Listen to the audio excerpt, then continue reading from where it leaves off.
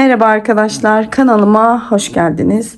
Bugün sizlerle marka bir çantanın muadilini yapacağız arkadaşlar. Bakın, hepiniz bu markayı zaten biliyorsunuz. Kapak fotoğrafına da orijinalini koymaya çalışırım.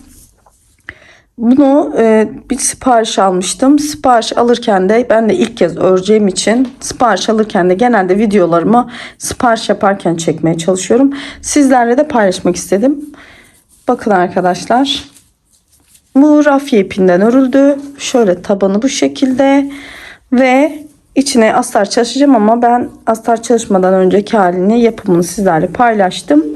İçine astar ve şu ağzına çıt çıt yapacağız. Şimdi arkadaşlar, bunları şu şekilde 100'er gramlık yumuşak rafya kullandım ve 3,5 milim tığ kullandım arkadaşlar. Bu rafyadan toplam 4 adet aldım ve dördüncüden kalan bu 3 tane tam rafya gitti. Dördüncünde bu kadarını kullandım. Evet arkadaşlar, şimdi dediğim gibi ben de ilk kez yaptım. Resimden bakarak çalıştığım için kendimce uyarlayıp çantayı yaptım. Bakın şu şekilde içi. Şöyle göstereyim. Altı. Bence oldukça yan kısımları da bu şekilde. Şimdi arkadaşlar, bu çantanın yapılışına geçeceğiz. Şimdiden güzel yorumlarınızı, desteklerinizi bekliyorum arkadaşlar. Videomun sonuna bir beğeni, bir yorum, emoji koyarsanız çok sevinirim. Şimdiden iyi seyirler diliyorum size arkadaşlar. Yapacak olan arkadaşlara da kolay gelsin diyorum. Hadi yapımına geçelim. Evet arkadaşlar, şimdi çantamızın yapımına başlayacağız. Ben de ilk kez yapacağım için bu model bir çantayı ve rafya ipi kullanıyorum. Genelde ben kağıt iple çalışıyorum. O yüzden rafya ipi ne kadar kullandığımı altta açıklamalar kısmına bırakırım arkadaşlar. Bu rafya ip elimdeki yerli rafya ve yumuşak örüm. 100 gram 150 metre olan bir rafya. Elimde de 3,5 milim tığ var. Öncelikle arkadaşlar tabanla başlayacağım. Bu çantanın tabanı yalancı trabzandan oluşuyor ve ben 30 santim bir taban oluşturacağım. Bunun için öncelikle zincir çekeceğim. Zincirlerimi çektikten sonra arkadaşlar işlemime başlayacağım. Yani zinciri çektiğim zaman ölçeceğim ve burada size sayıları vereceğim ama öncelikle tabi şu da önemli. Bu zinciri 30 santimden biraz fazla çekeceğim ve bunu üstüne bir sıra trabzan yapıldıktan sonra tekrar ölçeceğim ve 30 santime denk geldiğimi onu ölçeceğim. Çünkü fazladan pay bırakıyorum. Zincirlerimizin içine çektiğimiz zincirlerimizin içine işlem yaptığımızda zincirler biraz topluyor. Yani siz direkt 30 santim yaparsanız bunun içine yarım trabzanları yapınca bu biraz sıkışacaktır ve sayı, yani santim küçülecektir. Ben santimden, dediğim gibi 30 santimden biraz daha fazla zincir çekeceğim. Burada bir sıkıntı yok arkadaşlar. Sonra sökebiliriz. O yüzden fazla çekmekte fayda var. Ben şimdi zincirimi çekeceğim. Sonra size ne kadar zincir çektiğimi zaten söyleyeceğim. Dediğim gibi ben 3,5 milim tığ kullanıyorum. Siz kendi ipinizin sertliğine göre çekim yapabilirsiniz. Şimdi arkadaşlar, dediğim gibi ben şimdi zincirimi çekeceğim. Size de kaç zincir çektim ve kaç santim olduğunu göstereceğim. Evet arkadaşlar, toplamda 64 tane zincir çektim. Şimdi şöyle bir ölçelim. Dediğim gibi burada tabanımın 30 santim olmasını istiyorum. Ben fazladan zincir çektim. Sonra ne kadar zaten size söktüğümü ya da geride kalan zincir sayısını söyleyeceğim. Bakın, ben toplam kilit zincirini saymayayım, 36 santim olacak şekilde zincir çekmişim. Şimdi arkadaşlar, çantanın tabanı yarım trabzandan oluşuyor. Şimdi bunun içinde tığımıza bir kere şöyle bakın ilmek alıyoruz ve buna değil bir yanındakine şöyle batıyorum ve bakın tığımda 3 adet ilmek var. Bunu üçünü tek seferde çıkıyorum. Buna yarım trabzan diyoruz. Tekrar tığımı doluyorum. Sonra yandaki zincirin içine ve üçünü tek seferde tekrar tığımı doluyorum. Yandaki zincirin içine bakın, tığımda 3 tane zincir ve tek seferde çekiyorum. Tığımı doluyorum. Üçünü tek seferde tığımı doluyorum. Pardon. Tığımı doluyorum. Üçünü tek seferde çekiyorum. Bakın arkadaşlar, yarım trabzan budur. Ve bunu şöyle ilerleyeceğim örgümün sonuna doğru. Yani ölçerek ilerleyeceğim burada örgünün sonuna doğru. Yani ben tabanım 30 santim istediğim için bu trabzanlarımın 30 santime gelince örmeyi durduracağım. Ve burada zaten kaç zincir kaldığını da size söyleyeceğim.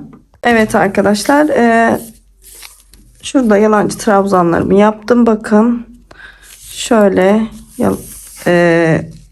bakın ölçüyorum.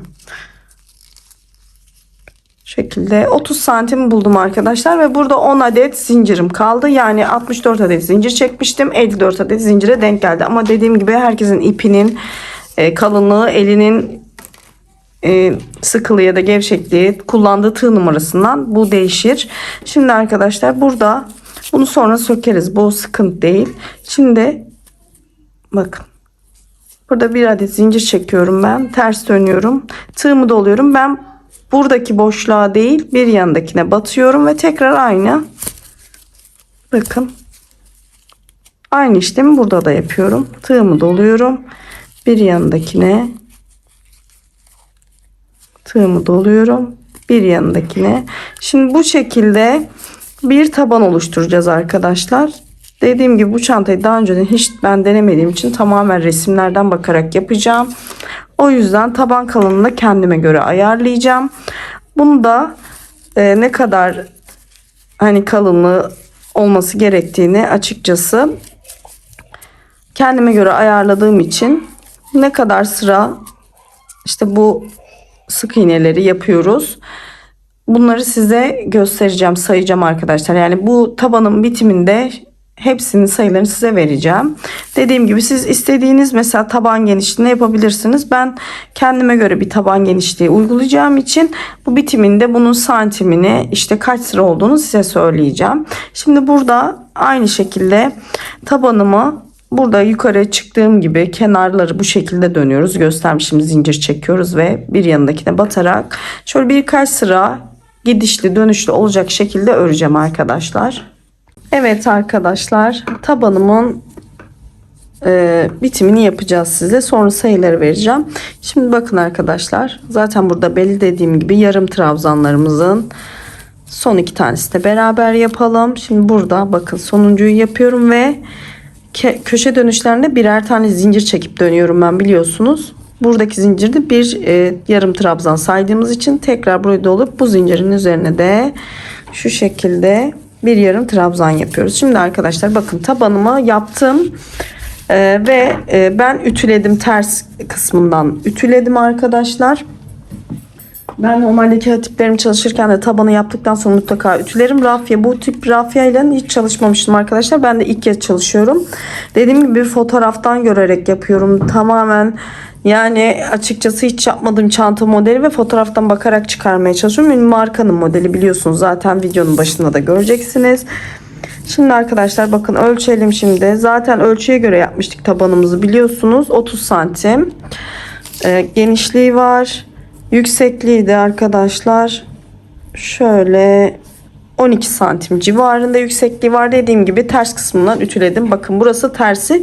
Toplamda 14 sıra yarım trabzan yaptım ve trabzanım ters kısmında bitti arkadaşlar. Çünkü düz kısmına döneceğiz şu şekilde. Şimdi bu trabzan sırasından sonra bir sıra sık iğne yapacağız arkadaşlar. Bunun için şöyle bir adet zincir çekiyorum. Örgümün düz tarafını kendime doğru çeviriyorum. Bakın bir tane zincirimiz vardı. Zaten burada yapmıştık. Şimdi arkadaşlar bir sıra sık iğne yapacağız. Şimdi burada buna değil yan taraftakine yapıyorum. Çünkü bir tane zincir çekmiştim. Bakın. Şimdi arkadaşlar bütün şöyle sık iğnelerin tepesine batıp, çünkü bu uzun kenarda sık iğne yerlerimiz belli. Bu köşeye kadar her yarım trabzanın başına birer adet sık iğne yaparak şu köşeye geleceğiz ve köşe dönüşlerimizi yapacağız. Şimdi buraya kadar geleyim arkadaşlar, sık iğnelerimizi yapalım. Köşe dönüşümüzde buluşuruz.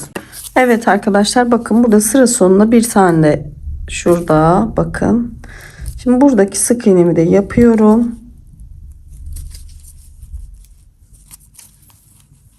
Bakın şimdi şu yan kenara geçeceğiz. Evet arkadaşlar, bakın burada en son sık iğnemi de yaptım. Şimdi bakın şurada köşeye, bu köşe noktaya iki tane sık iğne yapıyorum ben.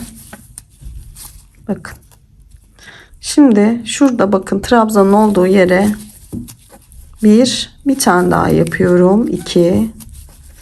Yanındaki bakın ben zincir çekip döndüğüm için yukarı, burada bir hani zincir boşluğumuz oluyor. Buraya bir tane. Şurada trabzan gibi görünen boşluğa bakın. Çünkü 2 tane. Dediğim gibi bu çantayı tamamen kendime göre uyarlıyorum.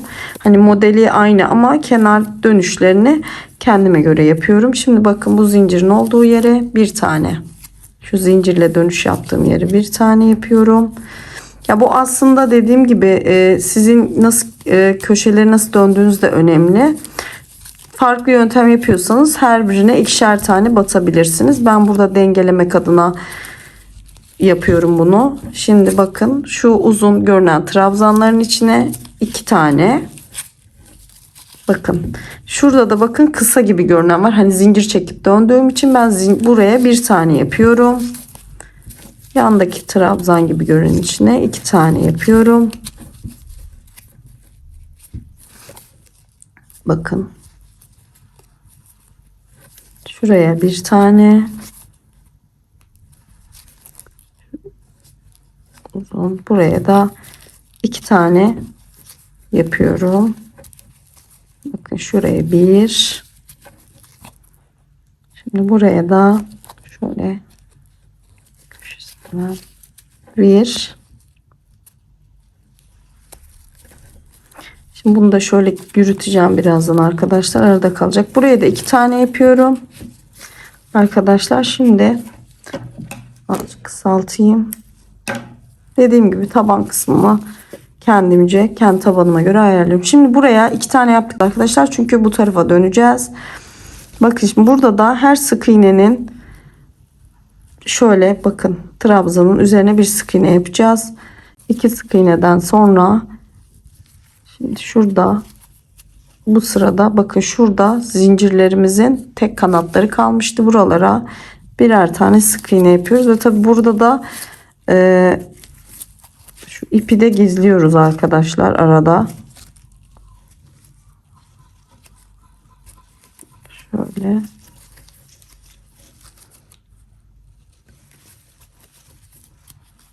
Bakın. Zaten bu birazdan böyle geri döndüreceğiz bunu.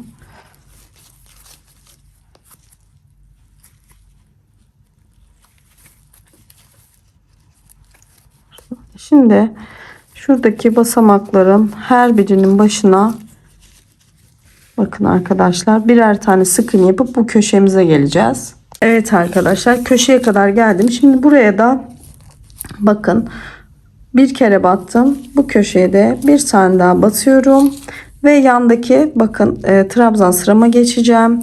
Burada da aynı bu tarafta olduğu gibi arkadaşlar şimdi bir tane yapıyorum. Buraya 2 tane, buraya bir tane, yan kısma dediğim gibi aynı şekilde burada yaptığımız gibi bu tarafı da yapıyoruz ve şurada birleşim noktasına geleceğiz arkadaşlar ve sonra trabzan sıramız var, oraya geçeceğiz. Evet arkadaşlar, şimdi burada başlangıç yerimize geldik. Şimdi burada ikili trabzan yapacağız. Ancak ikili trabzanımızda arkadaşlar bakın şimdi buraya geliyoruz. Bakın şu şekilde batıyoruz. İlmeğimizi çıkarıyoruz. Bekleyenin içinden bakın geçiriyoruz. Şu ilmeğimizi biraz uzatıyoruz. Parmağımızla burayı tutuyoruz arkadaşlar. Ve kendi etrafını bir kere çevirip buradan şöyle tekrar yapayım. Şimdi ilmek kaydırmamızı yaptık. Şöyle ipimizi bakın tutuyoruz parmağımızla. Şuradan bakın ipimizi alıyoruz. Bunu parmağımızdan kaldırmıyoruz. Bakın ve ikisini aynı anda çekiyoruz. Burada bir zincir görüntüsünden çok trabzan görüntüsü oluşmuş oluyor. Şimdi bakın burada taban ayrımı yapmak için şu ikili trabzanlarımızı sık iğnenin arka kanatlarından alıp yapıyoruz. Şöyle. Şimdi şu arka kanat kısımlarına batarak ikili trabzan sıramızı yapıyoruz.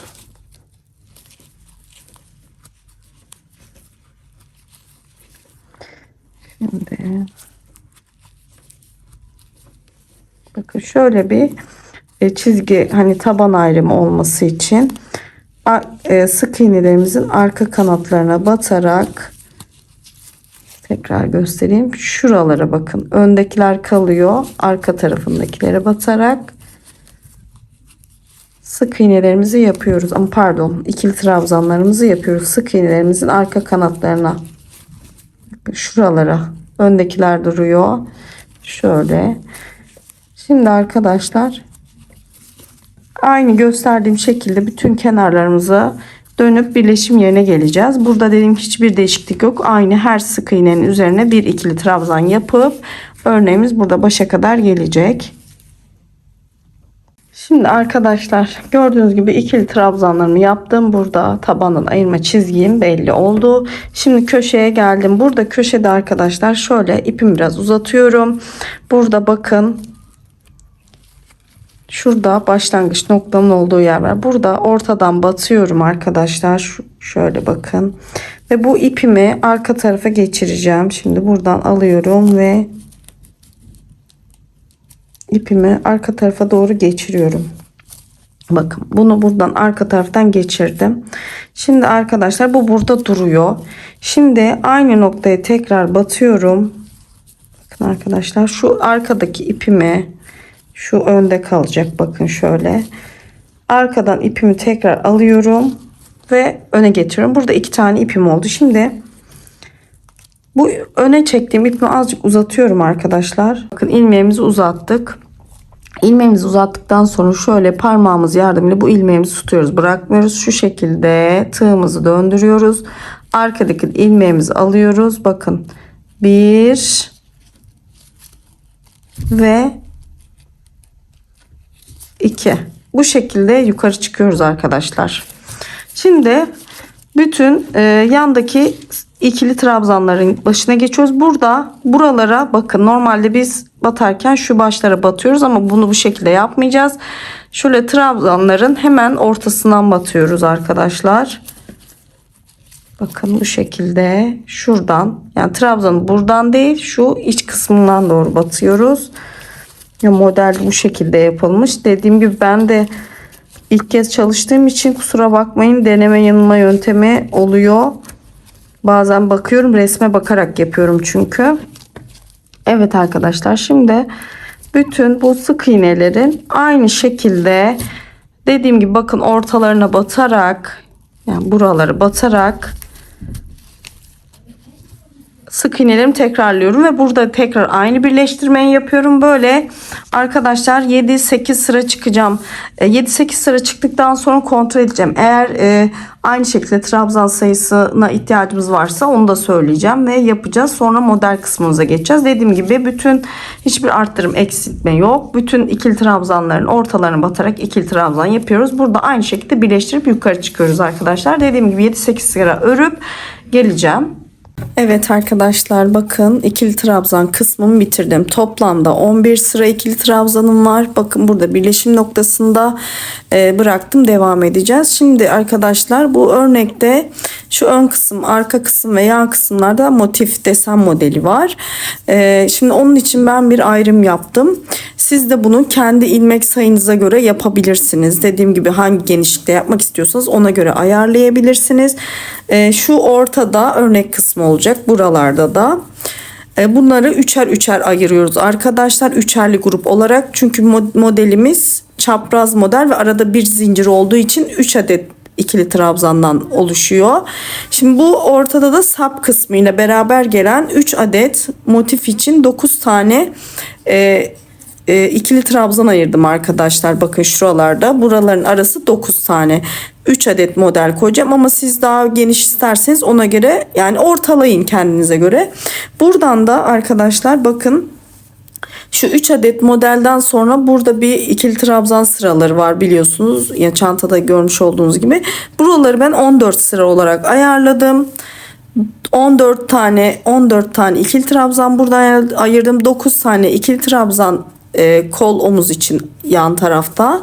Burada da 14 sıra ikili trabzan ayırdım. Bu ortası zaten üçerli motiflerimi koyacağım. Dediğim gibi bu sayısı size göre değişir. Burada da bakın şu ip birleşim yerimiz var. Burada da aynı şekilde bunun hepsinin toplamı bununla birlikte, bunu da saydım, 14 tane, 9 tane, 14 tane şeklinde ben kendi çanta ilme sayıma göre ayarladım. Yani bunu tamamen kendi çantanıza göre sayılarını ayarlayabilirsiniz. Dediğim gibi ortadaki modeli daha az tutabilirsiniz. Trabzanlarınızı fazla bırakabilirsiniz ya da tamamen ön tarafı model koyabilirsiniz. Şimdi arkadaşlar bakın burada birleştirme noktası var. Şimdi burayı ben birleştikten sonra ipimi keseceğim arkadaşlar ve şu omuz kısmından alıp model kısmından başlayacağım trabzan yapmaya ki buradan omuz kısmından doğru birleşimimi devam edeyim. Siz birleştirmeden yani kesmeden de devam edebilirsiniz. Dediğim gibi ben bunu kendime göre uyarlıyorum. Tamamen dediğim gibi resimden bakarak yapıyorum. Şimdi arkadaşlar şuradan bakın şöyle giriyoruz. Şöyle ilmek kaydırma yapacağız. Buradan ipimi keseceğim çünkü. Şimdi ilmek kaydırma yaptıktan sonra şuradan uzatıp şöyle, bunu çoğunuz biliyorsunuzdur. Şuradan ipimi kesiyorum. Buradan çıkarıyorum. Bakın şu şekilde. Şu öndeki ilmeğin arkasından doğru dolanıyorum. Buradan çıkarıyorum ve şu şekilde bakın şöyle içinden girip, gördünüz mü? Bu şekilde trabzan görüntüsü, üstteki başak görüntüsü elde ediyorum. Şimdi bunu ben tabii ki yürüteceğim size göstermek için, şöyle alt tarafa doğru bunu gizleyeceğim arkadaşlar. Şimdi ben ipimi şuraya omuz kısmına gelecek olan yerin şuradan başlayıp trabzanın o taraftan başlamak istiyorum. Şimdi buradan bakın, burada ayırdım. 3 şöyle yaklaştırayım. Şimdi buraya ayırdım. 3 6 9 tane arkadaşlar. Bunlarla birlikte 9 adet örnek koymak için motif ayırdım buraya. Şimdi hemen bakın buraya değil, bunun yanına şimdi trabzanımı yapacağım. Şu şekilde bakın alıyorum ilmeğimi. Yine aynı şekilde ortalarına batıyoruz. Şuraya bakın arkadaşlar, hani üstte değil iç kısmına batıyoruz. Şimdi buradan ben şöyle bir zincirle yukarı çıkacağım bu sefer. 2 bakın 2 tane zincir çektim. Buradan ipimi de tutuyorum ve yürüteceğim. Şimdi arkadaşlar yandaki bakın trabzanın tekrar ortasına batıyoruz. İkili trabzan. Toplamda 14 tane demiştim. Zaten işaretleyicilerimi koydum. İşaretlicinin olduğu yere kadar trabzanlarımı yapacağım. Sonra ön taraftaki örnek kısmına geçeceğim. Burada bir sıra ikili trabzandan sonra bir sırada sık iğne var. Şimdi o sık iğneyi de yapacağız. Ama önce şimdi örnek kurulumumuzu yapalım arkadaşlar. Şimdi bu örneklerimizi kurmadan önce dediğim gibi işaretleyici olduğu yere kadar İkili trabzanlarımızı aynı şekilde ortalara batarak yapıyoruz tekrar. Buradaki ipimi de şöyle yürüteyim. Sonra bunu iğneyle zaten içeri doğru yürüteceğim. Temizleme işlemi dediğim gibi ben işlem bittikten sonra yapıyorum her zaman. İçini temizliyorum. Ondan sonra astarımı dikiyorum. Yani astarsız da takabilmek istiyorsanız her zaman içini temiz tutun arkadaşlar. Şimdi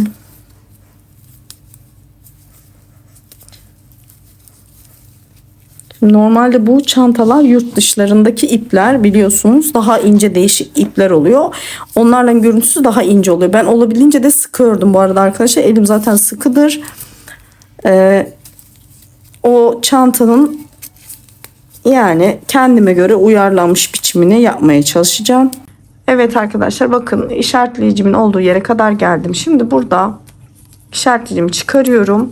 Bu köşelerde zincir çekmeden şimdi örneğimize geçeceğiz. Ama buradaki zincir çekmeden örneğimizi kuracağız ama aralarda birer zincir var. Şimdi tığımızı doluyoruz arkadaşlar. Bakın bir tane atlıyoruz. İlk başta yanındakinin, bakın şöyle. Şimdi burada normalde onu da söyleyeyim. Hatta ben de şaşırdım yaparken tekrar. Şimdi normalde bu ortalarına batıp sık iğne yapıyorduk. Burada örneği kurarken ortalarına batmayacağız. Şöyle normal sık iğne yapar gibi. Şurada başak hemen ikili trabzanlarımız tepelerine batacağız. Şimdi arkadaşlar tığımı doladım. Şimdi bir tane atlayıp ikincinin şöyle tepesine batıyorum ve 2 seferde çıkıyorum. Ve tığımı doluyorum. Zincir burada çekmiyoruz ve arkada bıraktığımız şöyle ilmeğin tepesinden batıp şu şekilde örneğimizi kuruyoruz. Çapraz örneği arkadaşlar. Şimdi bir zincir çekiyoruz. Burada şimdi arkadaşlar bir zincir çektiğimiz için altta ikili trabzan bir tane boşluk bırakmamız lazım. Ama burada şuna dikkat edin. Bakın buradaki ikili trabzan buna ait. Yani bu değil. Bunun yanındaki. Buna dikkat edin. Yani şunu karıştırmayın. Bu bakın bu ikili trabzanı buna bağladık. Şimdi buradan bir tane zincir boşluğu. 1, 2. Normalde birinciye değil ikincinin üstündeki bakın buraya batacağız ve ikili trabzan yapacağız. Yani boşluk bıraktığımız zincirle sık iğne ile beraber 1 2 üçüncünün tepesine batıyoruz ve 2 seferde çıkıyoruz arkadaşlar. Tekrar tığımızı doluyoruz. Arkadaki bakın şuraya dönüyoruz ve biraz uzatıyoruz ve 2 seferde çıkıyoruz. Bakın bu şekilde arada bir zincir çekiyoruz. Bir tane atlıyoruz. Yani 1 2 üçüncünün tepesine batıp tekrar bir ikili trabzan yapıyoruz. Bakın arkadaşlar burada da şu şekilde elimizi fazla bol bırakmamaya dikkat edelim. Arada ben de unutuyorum çünkü. Şimdi bir zincirimizi çekelim. 1 2 üçüncünün tepesine batalım ve 2 seferde çıkalım. Tekrar tığımızı dolayalım. Arkada bıraktığımız ikili trabzanın tepesine batıp 2 seferde çıkıyoruz. Şimdi arkadaşlar bu işlemi şuradaki ilmek belirleyicimin olduğu yere kadar yapacağım. Bir zincir, bir tane daha göstereyim. Bakın 1 2 üçüncünün tepesine batıyorum ve 2 seferde çıkıyorum. Tekrar doluyorum. Hemen arkadaki ikili trabzanımın tepesine batıp hafif uzatarak yukarı doğru çıkıyorum arkadaşlar. Ve tekrar bir zincir çekeceğim. Dediğim gibi bu örneği buraya işaret belirleyicinin olduğu yere kadar tamamlayalım. Evet arkadaşlar bakın. İlmek belirleyicimin olduğu yere kadar örneğimi yaptım. Toplamda 1, 2, 3, 4, 5, 6, 7, 8, 9, 10, 11, 12, 13 adet örnek koymuş oldum. Ama dediğim gibi bunu tamamen sizin orantılamanız değiştiriyor bu örnek kısmını. Siz istediğiniz kadar yani koyabilirsiniz. Dediğim gibi 3 ve 3'ün katlarından oluşuyor örnek.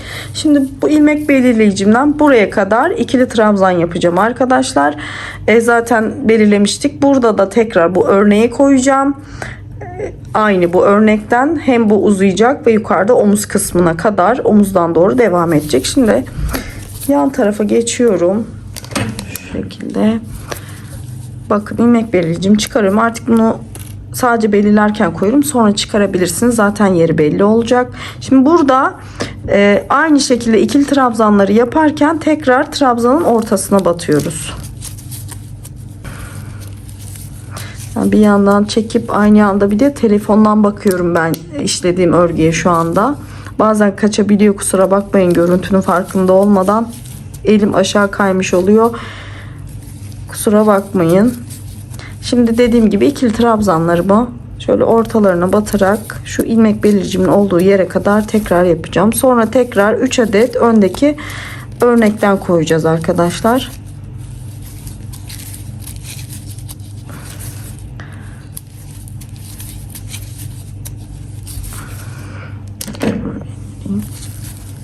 Şimdi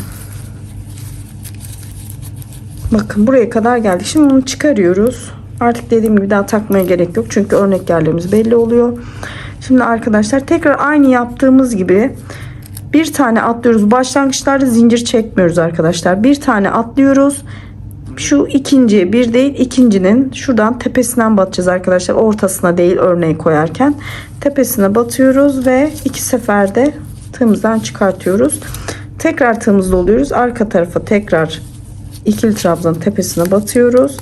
ve hafif uzatarak gördüğünüz gibi örneğimizi koyduk. Şimdi bir zincir çekiyoruz. Şuradan bakın, bu onun değil. Buradan bir tane atlıyoruz. Bu zincirimizin boşluğu, yani bir, bunun için sayıyoruz. 2 tane de örneği koyuyoruz. Üçüncünü 1 2 3, üçüncünün tepesine batıp tekrar ikili trabzan, tekrar doluyoruz arkadaki trabzanın başına. Evet, bakın bir tane daha yaptık. Şimdi tekrar zincir. Şimdi tekrar bakın 1 2 üçüncü şu şekilde, bunu saymıyoruz. Bu yandakinin 1 2 3 tepesine batıyoruz. Burada sayıları ayarlamak önemli arkadaşlar. Sayıp mutlaka işaretleyici koyun. Yardımcı olacaktır size işaretleyici koymak. Tekrar ters dönüyoruz. Ve tekrar 2 seferde çıkıp bakın. Burada 3 tane örneğimizi koyduk. Şimdi bunu da çıkarıyoruz. Buraya ikili trabzan yapıyoruz. Dediğim gibi trabzanlar şöyle ortaya, gene trabzanımızın ortasına batarak ikili trabzan yapıyoruz. Burada örneklerimizde başlarken ve sonunda burada zincir yok arkadaşlar. Aralara koyduğumuz zincir, onu göz ardı etmeyin. Şimdi tekrar buradaki ilmek belirleyeceği kadar ikili trabzan yapıyoruz. Tekrar arkadaşlar, İkili trabzandan sonra burada ilmek beliricim olduğu yerde tekrar bu örnekten koyacağız. Aynı şekilde buraları yapıp şu birleşim noktasında bir sıra şu birleşim noktasına gelince burada birleştireceğiz. Bunu göstereceğim zaten. Bir sıra düz sık iğne geçeceğiz arkadaşlar. Şimdi ben buraları aynı şekilde, buradakileri ikili trabzan, ortaya örnek, ikili trabzan, ortaya örnek ve ikili trabzan olacak şekilde bunu yapacağız arkadaşlar. Sonra sık iğne kısmına geçeceğiz. Evet arkadaşlar, bakın burada birleşim noktasına geldik. Şimdi son motifimde beraber yapalım. Bir zincir çektim. Bakın 1 2 üçüncüye batıyorum. Bunu yaptıktan sonra birleştireceğiz ve bir sıra sık iğnemiz var. Şimdi bakın. Şimdi burada arkadaşlar yukarı bakın, burada birleşim noktamız var. Şimdi yukarı sık iğne yapacağız. İplik kaydırarak geçmeyeceğim burada. Hani çok ne kadar az belirgin olursa ilmek birleştirdiğimiz yerler o kadar güzel olur. Şimdi arkadaşlar bakın, bu ilmeğimi şuradan şöyle uzattım. Karşı ilmeğin arkasından geçiyorum. Şimdi bunu arkaya alacağım. Çok da bol bırakmayın. Şimdi bakın, bunu ben sayfamda herhalde detaylı göstermiştim. Şimdi buradan ilmeğimizi uzattık. Tığla şuradaki ilmeğin içinden geçiyoruz. Bu ilmeğimizi arka tarafa alıyoruz. Bakın aldık. Bu burada duruyor. Bu ipimiz arkada. Tekrar aynı yerden, bakın bunun çıkmasına izin vermeyin. Aynı yerden batıyoruz. Arkadaki ipimizi öne geçiriyoruz. Bakın 2 adet ilmeğimiz oldu. Bir önde, bir arkada. Şimdi ikisinden tığımı geçiriyorum ve zincir. Bakın. Şimdi arkadaşlar bir sıra sık iğne yapacağız. Yani sık iğneleri de bakın bunları gene trabzanların içinden batarak yapıyoruz. Şimdi burada bir sıra sık iğne sıramız var. Şimdi buralara sık iğnelerimizi yapıyoruz. Evet arkadaşlar, şimdi örneklerin üzerine geldik. Burada da ben bu şekilde tekrar örneklerin içerisine batıyorum. Şurada boşlukta bakın bir zincir çekmiştik ya. Buraya da bir sık iğne, bunu unutmayın. Tekrar. Ya bunlar başak modeli gibi duruyor arkadaşlar. Öyle düşünün. Yani zincirlerin içine batıyoruz. Ve görünüm başak modeli gibi oluyor. Ve bu şekilde de bunu yaparsanız üst tarafta, çünkü tekrar örnek kuracağız ve buralarda ikili trabzanlarımız olacak. Örneğimiz kaymamış olur. Şimdi arkadaşlar burada boşlukta zincirin üzerine tekrar şöyle araya bir zincir. Şöyle. Bakın. Her birinin üzerine bir sık iğne olacak şekilde bu sırayı sık iğne olarak tamamlıyoruz arkadaşlar. Dediğim gibi sadece şu aralardaki zinciri unutmayın. Oraya bir sık iğne yapmayı. Artık bu sırayı tamamen birleşim noktasına kadar sık iğne yapıp geliyoruz arkadaşlar. Evet arkadaşlar, bakın burada birleşim noktasına geldik. Şimdi buraya birleşim yapacağız ve tekrar yukarı çıkacağız ve ikili trabzan yapacağız. Bunu da aynı şekilde bakın buradan uzatıyorum. Bakın. Şimdi buradan ilmeğimi arkaya alıyorum. Bu şekilde tekrar aynı şekilde ilmeğimi alıyorum. İsterseniz bu şekilde zincir yapıp yukarıda çıkabilirsiniz. Bakın 1 2. Şimdi bakın arkadaşlar, burada sık iğnelerimiz var. Bu sık iğnelerin yine aynı şekilde ortalarına batacağız. Yani bu bir başak modeli gibi oluyor ve ikili trabzanlarımızı buradan yapmaya devam edeceğiz. 1 2. Şöyle ortalarına batıyoruz. Normal sık iğnelerimizi yaparken biliyorsunuz şöyle şuralara batıyoruz ama başak modeli dediğim gibi bu sık iğnelerine bu ortalarına batacağız ve ikili trabzanlarımızı bu şekilde yukarı doğru yapacağız. Bakın.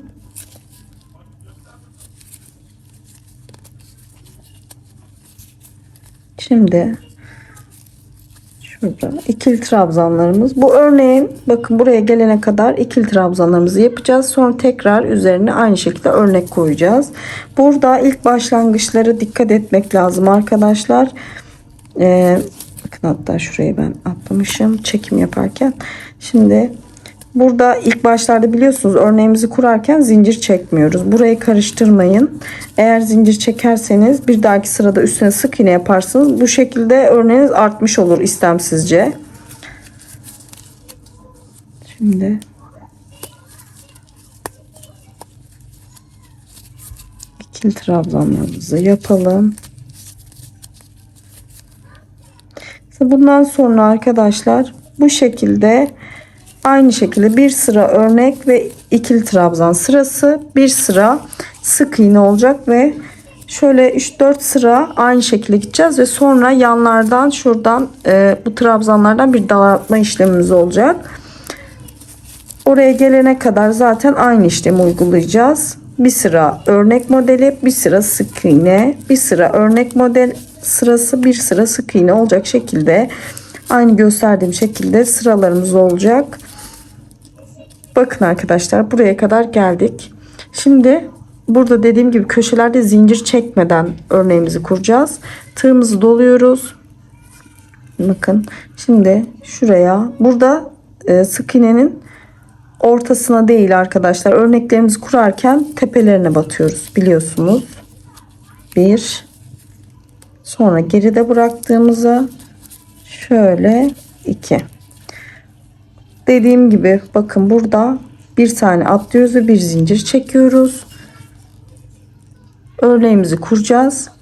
Bakın bu aradaki zinciri sayıyoruz. 1 2 3. Üçüncü şöyle sık iğnenin tepesine batarak örnek kuruyoruz arkadaşlar. Bunu unutmayın. Tekrar geri dönüyoruz. Örneğimizi kuruyoruz. Bir zincir çekiyoruz. Tekrar zaten burada bakın 1 2 3 örnek zaten oraya denk geliyor. Tekrar aynı şekilde örneğimizi kuruyoruz. Zaten nasıl birleşim yaptığımızda gösterdim. Bakın. Şimdi arkadaşlar dediğim gibi şöyle yükselteyim. Dediğim gibi bütün şimdi en az şöyle bir 4 sıra öreceğim en az. Eğer 4 sıra ördükten sonra yeterli gelmezse bir iki sıra daha öreceğim. Sonra şu kenar yerlerinden bakın şuralardan hafif bir eksiltme yapacağız arkadaşlar. Çanta biraz yukarı doğru eksiliyor çünkü. Şimdi ben 4 sıra hiç eksiltme yapmadan aynı şekilde bir sıra ikili trabzan ve örnek sırası, bir sıra sık iğne. Siz sık iğne sırasını saymıyorsunuz. Yani 4 adet bu örnekli şimdi bu bir tane yaptık. Yani 5 sıra olacak yaptığımızla birlikte. 5 sıra normal örnek sırası yapıp gelelim arkadaşlar. Evet arkadaşlar bakın 1, 2, 3, 4, 5 adet model koydum. Yalnız bunun sık iğnesine gitmedim arkadaşlar. Şimdi burada bu sık iğneye gitmememin sebebi burada şu kenarlarda daraltma işlemimiz var. Yani eksiltme işlemlerimiz var. Onları yapacağımız için burada sık iğne yapmadım. Çünkü sık iğneyi yaparken eksiltme işlemi yapacağız. Şimdi arkadaşlar bakın şöyle yaklaştırayım. Şimdi sonucu bakın burada birleştirmemi yapıyorum. Birleştirmemizi zaten biliyorsunuz. Bu şekilde yapıyorum ben. Siz farklı bir yöntem kullanıyorsanız onu da yapabilirsiniz. Şimdi tekrar böyle alalım arkaya. Bekletelim. İpimi şuradan arkadan doğru tekrar öne çekeceğim. Evet. Şimdi burada sık iğnemi yapıyorum. Bakın arkadaşlar. Bir tanesini yaptım. Şimdi burada sık iğne kısmında ikili trabzanların üzerine sık iğne yaparken şöyle yaklaştırayım. Burada eksiltmelerimizi yapacağız. Bunu da bakın şu şekilde ikili trabzanın içine batıyoruz. Tığımızda bekletiyoruz ve bir yanındakine tekrar batıyoruz ve bakın üçünü tek seferde çekiyoruz. Şuradaki iki trabzan bire inmiş oluyor. Şimdi bir başta bir sonda yapacağız bunu. Şimdi diğerlerini normal tekrar trabzanın içine batarak sık iğnelerimizi yapıyoruz.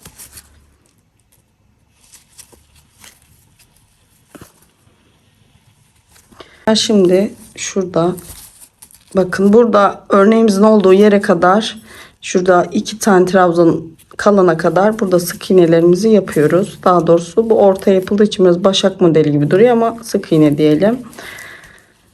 Şimdi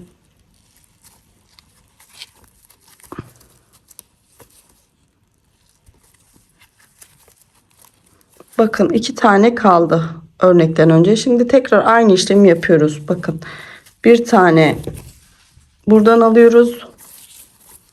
Tığımızda bekletiyoruz. Yandakinden de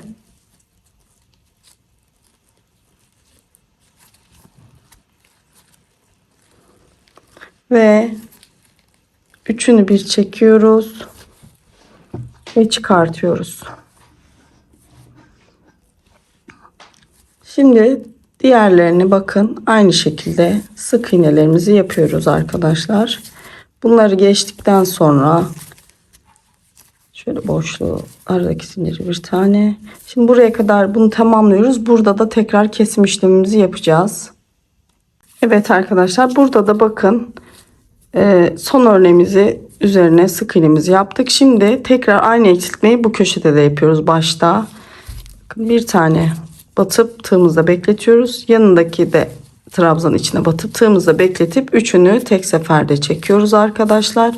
Ve böylelikle buradaki ikili trabzan 1'e iniyor. Normalde bu aralarda 14 tane trabzanımız vardı. 12'ye düşmüş olacak bu sırada. Bir başta bir sonda eksiltme yaptığımız için. Çantada yukarıya doğru biraz daralma formu var. Onu da bu şekilde yandaki bu trabzanlarımızı kısaltarak, azaltarak yapacağız.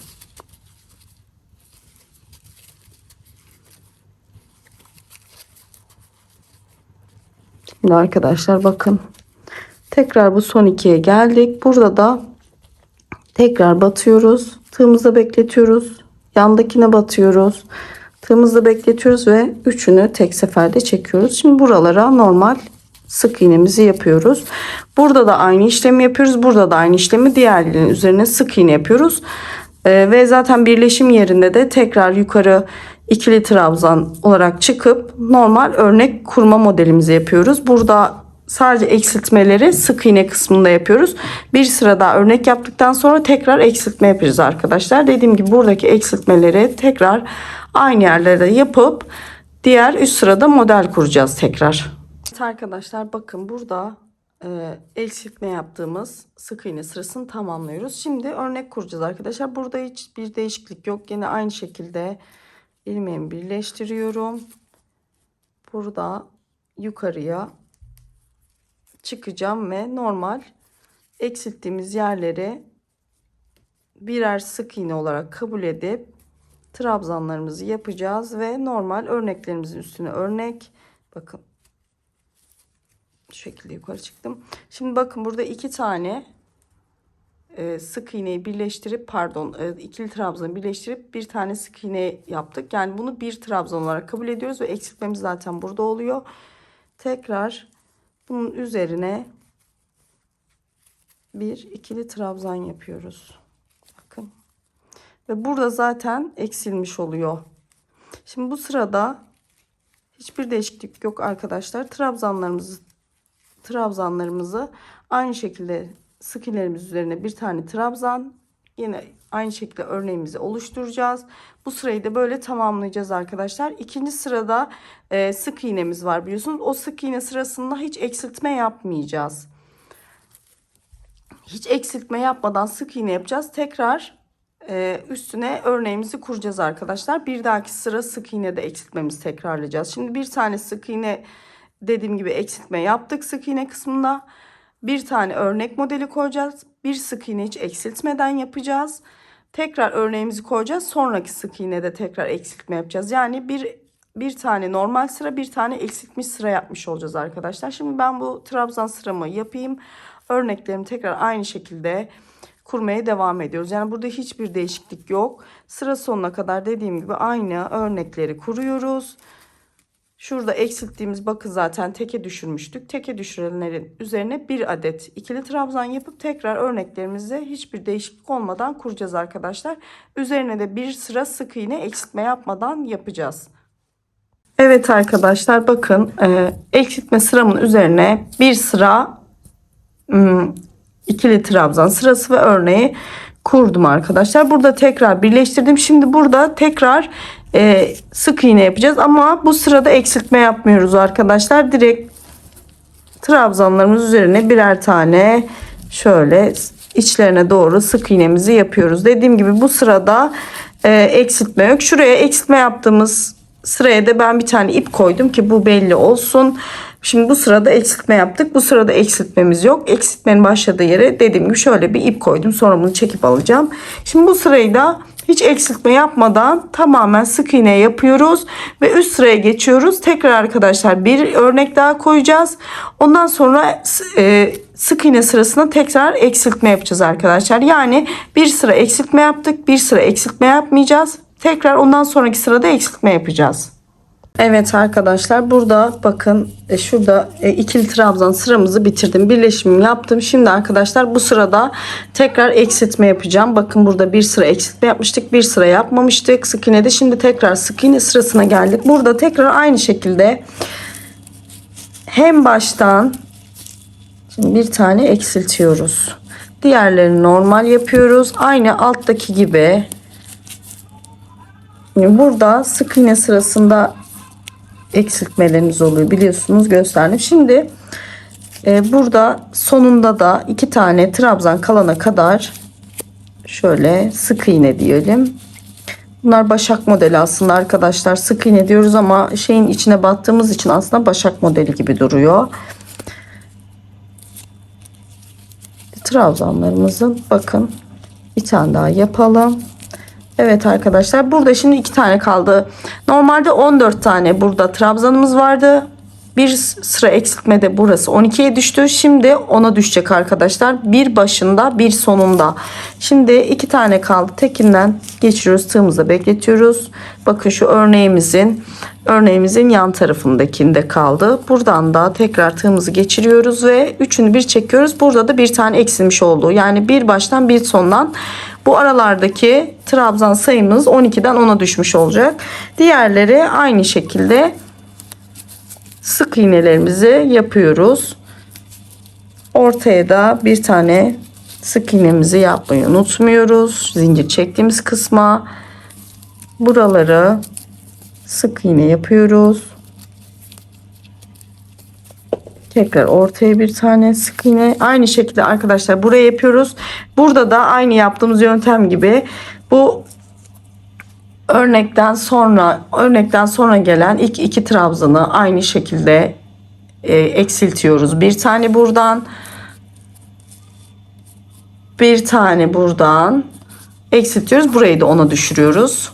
Buraları da aynı şekilde 10'a düşürüyoruz. Bir baştan, bir sondan. Buraları sık iğne yapıyoruz. Tekrar birleştiriyoruz ve yukarı model kısmına geçeceğiz arkadaşlar. İkili trabzan, dediğim gibi ikili trabzan sırasına geçeceğiz ve modelimizi kuracağız. Bu şekilde eksiltmemizi yaptıktan sonra bir sırada hiç eksiltme yapmadan tekrar sık iğne döneceğiz. Yani bir sık iğne de eksiltme yapıyoruz, birinde yapmıyoruz. Bir sık iğne de eksiltme yapıyoruz, birinde yapmıyoruz arkadaşlar. Yani bu çantanın boyu orijinalinde çok uzun arkadaşlar, ama ben bunu bir sipariş olarak aldım ve sipariş veren kişi de 30 santim olmasını istedi. Ben ona göre ayarlayacağım. Şimdi dediğim gibi şu tabandan itibaren 24 santim olmuş. Yani şöyle 30 santim olması için şu şekilde, yani 30 santim olana kadar en az bu modellerimi devam ettireceğim. Kesmeme de devam edeceğim arkadaşlar. Dediğim gibi şimdi kesme sıramı tamamlayacağım. Üstüne bir sıra model koyacağım. Bir sıra hiç kesmeden sık iğne yapacağız arkadaşlar. Sonra tekrar model koyup kesme sırasına tekrar geleceğim. Evet arkadaşlar, ben istediğim boyuta gelene kadar örneklerimi yaptım. Şimdi burada bunun boyutu tamamen size kalmış. Benden istenilen ölçü 30 santimdi. Ben de tabana kadar 30 santim uzunluğuna gelince örmeyi bıraktım ve buradaki örnek sayım 1 2 3 4 5 6 7 8 9 10 11 sıra örnek sayım oldu. Ve arkadaşlar normalde bakın şurada eksiltme yerimizi belirlemek için ip takmıştım. Bir sıra sık iğnede eksiltme yaptım, bir sıra eksiltme yapmadım, bir sıra eksiltme yaptım. Arkadaşlar bir sıra eksiltme yaptıktan sonra normalde bir sıra eksiltme yapmadan tekrar yapabilirsiniz. Ama ben biraz daha çantamın toplanması açısından ağzının ve daha fazla örmeyeceğim için bir sıra eksiltme sık iğnesinden sonra bir sıra daha en son sırada tekrar eksiltme yaptım. Ama siz daha uzatacaksanız bir sıra eksiltmeden yapabilirsiniz. Ben bu şekilde biraz daha ağzının toplanması için bir sıra eksiltme daha yaptım. Yani son 2 sırada eksiltmemiz var arkadaşlar. Diğerlerinin arasına bir sıra eksiltme yapmadan yapmıştık. Şimdi arkadaşlar kulp kısmına geçeceğim ve burada bakın 2 4 6 adet toplamda 14 ilmekle başlamıştık, pardon, trabzanla, ve en sonunda benim 6 adet kaldı arkadaşlar, şöyle örneklerimin yanında. Şimdi sap kısmına geleceğiz. Sap kısmı da arkadaşlar bakın bu kenarda model koymuştuk biliyorsunuz. Modelden doğru model yaparak askı kısmını geçeceğiz. Şimdi burada da arkadaşlar bakın şurada birleştirmemi şu şekilde yapacağım arkadaşlar. Bunu böyle kaydırma yöntemiyle de yapabiliriz. Şimdi kaydırma yöntemiyle yaptık. Şimdi arkadaşlar bir zincir çekiyoruz ve ters dönüyoruz. Burada aynı sık iğne işlemini burada yapacağız. Yani bu örneği tekrar kuracağız. Bu sefer tersten sık iğne yapacağız. Çünkü askı kısmına şöyle git gelli çalışacağımız için yine aynı şekilde bu boşluğa bir zincir, tekrar trabzanların üzerine şöyle sık iğnelerimizi yapıyoruz. Araya bir zincir, trabzanların üstüne bir sık iğne, bir tane de şu kenar ilmeğimiz var arkadaşlar, onu da yapıyoruz ve bunu yaptıktan sonra 2 adet zincirle çekip geri dönüyoruz arkadaşlar ve burada örneğimizi artık tekrar bu örneği kuracağız. Askımızı istediğimiz kaç santim istiyorsak bakın arkadaşlar yine aynı şekilde örneğimizi, çapraz örneğimizi kuruyoruz. Şu şekilde. Evet, bir zincir çekiyoruz araya. Tekrar 3, tekrar aynı şekilde örneğimizin üzerine tekrar örneğimizi kuruyoruz. Bir zincir çekiyoruz. Tekrar aynı aşağıda yaptığımız örneğin aynısı arkadaşlar. Hiçbir değişiklik yok. Ve bir zincir çekip hemen şuraya batıyoruz. Bakın şurada zincirimiz vardı ve ikili trabzan olarak yukarı çıkıyoruz arkadaşlar. Bakın.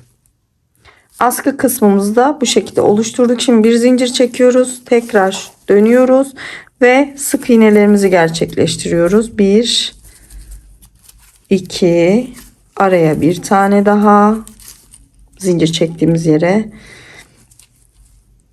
ve trabzanların üzerine bir tane zincir boşluğuna, bir tane daha trabzana. Ya bu artık dönere istediğiniz forma, yani uzunluğa gelecek kadar yapacaksınız. Şimdi bir de ikili trabzanın üstüne yapıyorum.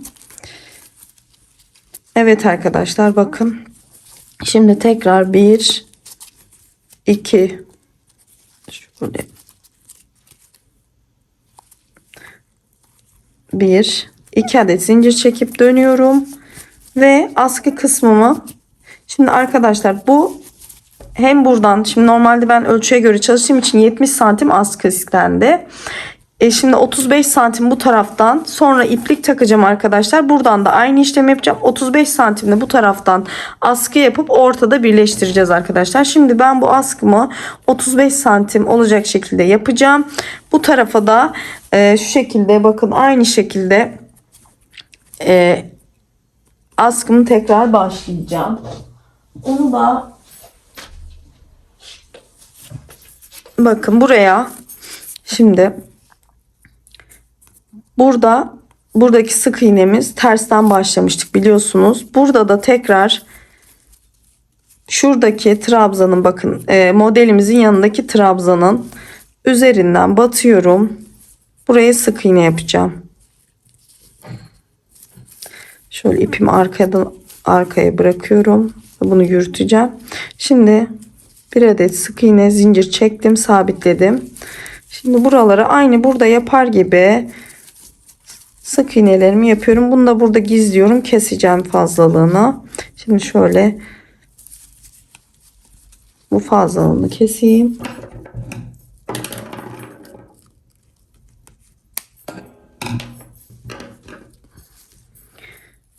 Şimdi arkadaşlar burada da aynı işlemi yapacağız. Kenarda zaten modellerimizin sayısı belli. Ve bu son modelin yanındaki ikili trabzanın üzerine de batıyorum. Tekrar 2 adet zincir çekip dönüyorum arkadaşlar. Aynı bu şekilde bakın deminki gibi örneğimi tekrar kuruyorum. Dediğim gibi bu yanlardaki zaten bu desenden doğru yukarıya askımızı çıkaracağız. Bir zincir çekiyorum. Tekrar bir yanındakine örneğimizi koyuyoruz. Bir zincir. Hemen diğer örneğimi de aynı şekilde. Şimdi arkadaşlar şurada zincirimiz vardı biliyorsunuz. Onun tepesine batıyoruz ve yukarı ikili trabzan olarak çıkıyoruz. Bakın. Şimdi dediğim gibi bir zincir çekip ters dönüyoruz. Aynı şekilde sık iğne, bir sıra örgü. Bu şekilde arkadaşlar toplamda 35 santim sağ, 35 santim sol taraf olmak üzere askımızı örüp ortada dikeceğiz arkadaşlar. Ben şimdi bu askılarını bitirip birleştirme sırasında tekrar görüşeceğiz. Evet arkadaşlar bakın sap kısımlarını yaptım, bitirdim. Siz istediğiniz uzunlukta yapabilirsiniz dediğim gibi. Ben şimdi arkadaşlar burada birleştirmesini yapacağım ama sapları birleştirmeden önce içinden bir ütü yaptım arkadaşlar. Hafif buharsız, çünkü rafiye kağıt ip gibi sert değil. Çok fazla yumuşamasını istemedim. Bir ütü yaptım. Yani bunları birleştirmeden askılarımızı ütü yaparsanız sizin için daha kolaylık olur. Şimdi arkadaşlar buraya yapıp bitirmiştik. Bakın burada en sonunda sık iğne gitmedi. En sonunda sık iğne gitmiyoruz. Şimdi birleştirme esnasında sık iğnemizi gideceğiz. O da arkadaşlar bakın burada örneğin bitmişti. Şimdi bunların ikisini şöyle tığ yardımıyla birleştireceğim arkadaşlar. Şimdi bakın şöyle tığ yardımıyla birleştireceğim. Şöyle ipimi alttan alıyorum. İlmek kaydırma yapacağım arkadaşlar. Önce buradaki ilmeğimi bakın şöyle hafif uzatıyorum. Şu en baştaki ilmeğin içinden çıkaracağım. Bakın buradan çıkaracağım. Onun için şöyle yerini hazırladım. Şöyle bakın. Şimdi bunu burada birleştirdikten sonra sık iğne kısmı var. Oraya geçeceğiz. Şimdi şuradan tığımızın geçebileceği kadar bir şöyle boşluk açtım. Şimdi buradan şu ipimi yukarıya alıyorum. Şu şekilde. Bakın. Şimdi arkadaşlar burada da şöyle ilmek kaydırma yöntemiyle ben ikisini birbirine bağlayacağım arkadaşlar. Bakın. Şimdi burada isterseniz böyle üst üste de bindirebilirsiniz. Ben öyle yapacağım. Şimdi bir tane buradan alıyorum. Şöyle karşıdan gelen alttan batırıyorum. Normal ilmek kaydırma. Ben böyle birleştiriyorum. Siz isterseniz iğneyle de birleştirebilirsiniz. Ama ben hiç ipimi kesmeden hem de güzel bir görüntü olsun diye bakın bu şekilde tığımla şimdi bunu da şöyle alttan şöyle şuradan boşluktan geçirelim. Evet. Dediğim gibi siz isterseniz iğneyle de birleştirebilirsiniz ama ben zaten ipimi kesmek istemediğim için ve ben zaten bu görüntüyü seviyorum. Bakın güzel de duruyor. Bu şekilde tığ yardımıyla örgümün devamı gibi birleştireceğim ve buradan direkt sık iğne kısmına geçeceğim.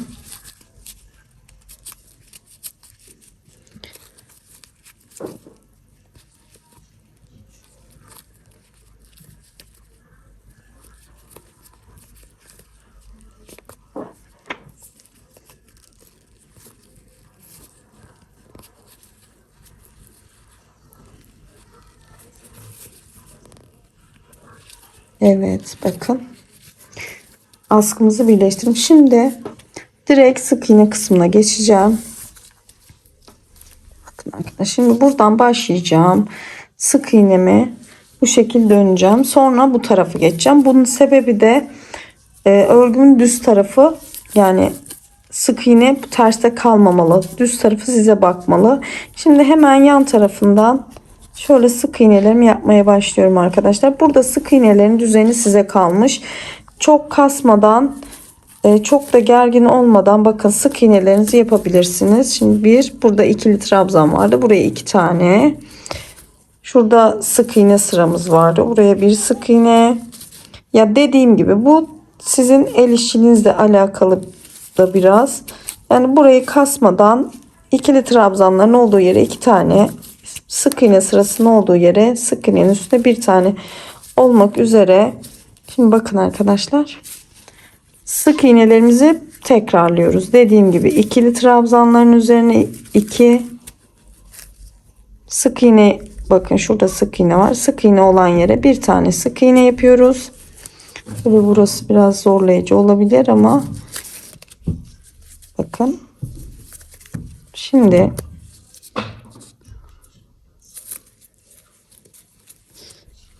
arkadaşlar bakın oldukça muntazam duruyor.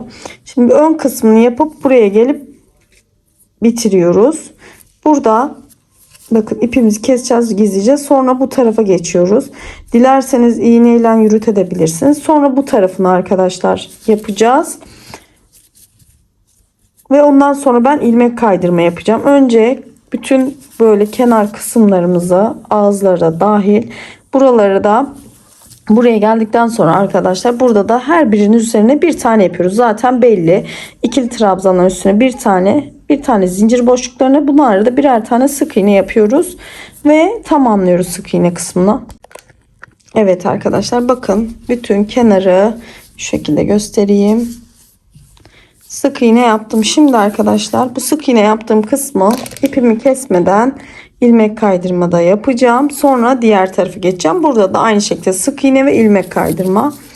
Şimdi bakın burada sonuncuyu yaptım. Şimdi bakın arkadaşlar şöyle Zaten ilmek kaydırmayı artık hepimiz biliyoruz ama göstereyim. Bakın her bir sık iğnenin şöyle arka tarafından şöyle yaklaştırayım. Şöyle bu şekilde. Bunu kendinize göre ayarlayın arkadaşlar. Ne çok sıkı ne çok gevşek. Aralarındaki boşlukları kendinize göre bırakmaya çalışın. Bakın arkadaşlar tam böyle iki sık iğnenin arasına batıyorum ve ilmek kaydırmamı yapıyorum. İki sık iğnenin arası ve ilmek kaydırma. Bence ilmek kaydırmaya orijinalinde yok galiba bu. Ama ben her zaman en güzel görüntü için uğraşıyorum. Ve bu görüntünün bence daha güzel olduğunu düşünüyorum askıda. Ve bu da askının esnememesine sağlıyor arkadaşlar. Yani zamanla kullanınca askı kendini salmayacak. Daha uzun ömürlü bir kullanılması sağlayacak. Şimdi arkadaşlar bu şekilde bakın. İlmek kaydırmalarıma şimdi bakın. Bu kısım için ilmek kaydırmalarımı yapıp burada tekrar bakın birleşim yerine gelince bu tarafına ipimi alacağım, keseceğim. Dediğim gibi buradan başlayacağım sık iğne yapmaya. Yine aynı şekilde burada birleştirdikten sonra ilmek kaydırma yapıp çantamı bitireceğim arkadaşlar ve bitmiş olacak. Ben şimdi bütün ilmek kaydırmalarımı yapıp sonra buradan başlayacağım arkadaşlar. İpimi buraya gelince keseceğim, yürüteceğim ve buradan ipimi takıp tekrar sık iğne yapıp ilmek kaydırma yapıp tekrar burada aynı şekilde ipimi kesip yürüteceğim bu birleşim yerinde. Yani belli olmayacak asla. Şimdi ilmek kaydırmalarımı yapıp bu sırayı da tamamlayıp çantamın bitiminde görüşelim arkadaşlar. Evet arkadaşlar, sapım askım da bitti. Bakın şu şekilde ilmek kaydırma yöntemi gerçekten askıları, çanta kenarlarına çok yakışıyor ve sağlam olmasını sağlıyor. Çantamın tabanı, çantamın içi bakın bu şekilde. Ben içine astar çalışacağım ama bitmiş o bu. Biliyorsunuz orijinalinde burasında bir arması var ama biz tabi onu koymuyoruz. Bakın bu şekilde ben içine astardan sonra bir çıt çıt koyacağım. Bakın şöyle göstereyim. Oldukça bence kullanışlı ve güzel oldu. Umarım siz de beğenmişsinizdir. Yapacak olan arkadaşlara şimdiden kolay gelsin diyorum. Bu arada arkadaşlar bunun için 3 tane 100 gramlık ve bir tane daha 100 gramlık ipten bu kadar kaldı. Yani 400 gramlık yumuşak bir rafya işinizi görecektir. 400 gramdan arta kalan bu arkadaşlar. Yani fazla almakta her zaman dediğim gibi fayda var. 400 gram ipten kalan bu arkadaşlar. Evet. Umarım beğenmişsinizdir arkadaşlar. Ücretsiz bir şekilde abone olup bana destek verirseniz de çok mutlu olurum. Şimdiden yapacak olan arkadaşlara kolay gelsin diyorum. Hoşça kalın.